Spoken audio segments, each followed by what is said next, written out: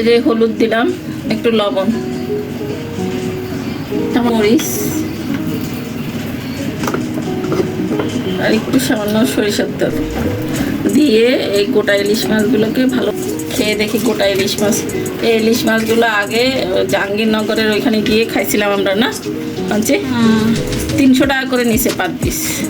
আজকে আমি এরকম ইলিশ আনছি 6টা, 1 কেজি 350 গ্রাম, 6টা উঠছে আর কি, এরকম 560 টাকা দিয়ে আনছি। এখন চিন্তা করছি যে গোটা গোটা খাবো ইলিশ মাছগুলো, ফ্রাই করবো আর কি। এখন ইলিশ মাছ ভাজা দিয়ে ভাত খাবো। আসলে আমরা তো আমাদের জাতীয় মাছ ইলিশ, সবাই ইলিশ মাছ পছন্দ করি। এই এখন এখানে একটু আপনারা যার ময়দা থাকবে ময়দা দিবেন, যার বেসন থাকবে বেসন দিবেন, আর যদি কর্নফ্লাওয়ার থাকে তাহলে একটু করে কর্নফ্লাওয়ার দিয়ে দিবেন। তো আমি একটু কর্নফ্লাওয়ার দিয়ে দিচ্ছি। ফ্লাওয়ার দিয়ে দিবেন, তাহলে ওই যে ভাজার সময় মাছ যে পোড়া লাগে সেটা লাগবে না। আমি একটু কর্নফ্লাওয়ার দিয়ে দিচ্ছি, এই ধরেন 1 চামচের মতো পরিমাপ করে দিলাম আর কি। আমি করতে করতে অভ্যাস আছে, তাই অনুমানটাই আমার হয়ে যায়। 1 টেবিল চামচ দিয়ে দেবেন, 2টা মাছ তো। এখন এটা ভালো করে ম্যারিনেশন করে 10 মিনিট রেখে দিব, তারপরে তেলে ভাজবো। এই তেলও দিছি কিন্তু, দেখছেন আপনারা, একটু সরিষার তেল দিলাম।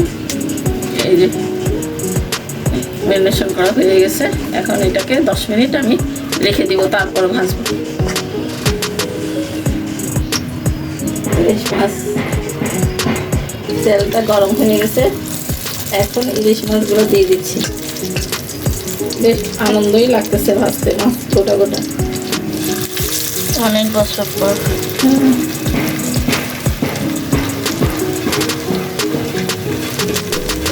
আঁচটা মনে হচ্ছে অল্প দিছ। এই ইলিশ মাছ আজ কি অল্প রেখে তারপর করতে হয়? মিডিয়াম লোতে রাখতে।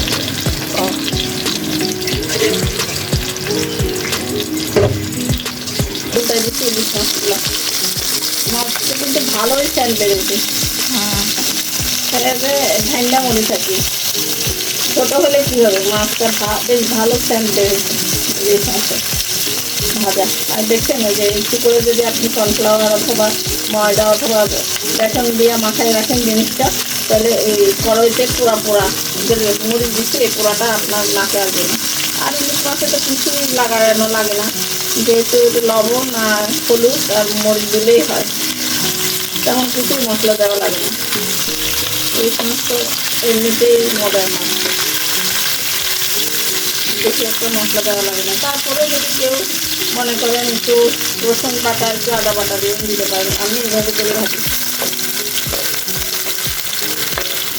আমার এই যে ইলিশ মাছ ভাজা হয়ে গেছে, আমি একটু দোলটা উঠে নিলাম। এই যে ইলিশ মাছ প্রায় শেষ। এখন এটার মধ্যে কিছু শুকনা মরিচ ভাজবো, ইলিশ মাছ ভাজলে তো একটু শুকনা মরিচ ভাজা লাগে।